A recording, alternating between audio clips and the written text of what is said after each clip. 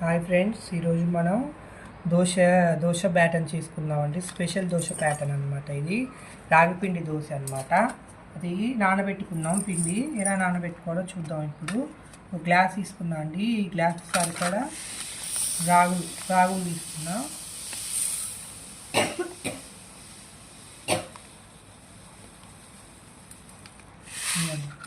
ఒక గ్లాసు రాగులు తీసుకున్నా. ఒక దాంట్లో రాగులు ఇవ్వండి. 2 గ్లాసులు అనమాట రేషన్ బియ్యం తీసుకుంటున్నా. 2 గ్లాసులు రేషన్ బియ్యం అండి. ఇందులో వచ్చేసి మన ఉప్పుడు బియ్యం అనమాట.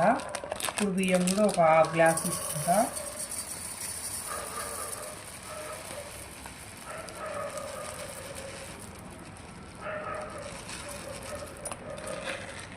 ఒక గ్లాస్ తీసుకున్నాం ఉప్పుడు బియ్యం. ఇది కూడా పక్కన పెట్టేసుకోండి. ఇది వచ్చేసి పొట్టు మినపప్పు అండి. పొట్టు మినపప్పు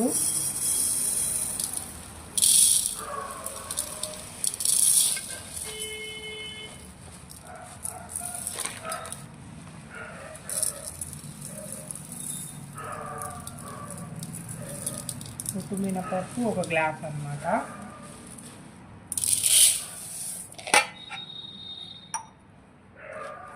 మూడు ఉన్నాయి కదండి. ఇప్పుడు 3 ఉన్నాయి కదా, 3 అన్నమాట. ఇందులో వచ్చేసి మెంతులు నానేసుకోండి. రైస్లో వేసేసుకోండి మెంతులు. ఇందులో ఇప్పుడు ఈ 3 వాటర్ పోసుకుందాం మనం.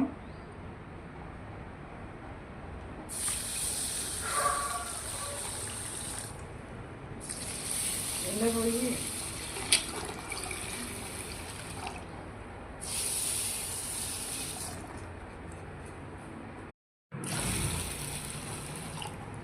3 అనమాట. 3 అవర్స్ నానాలి.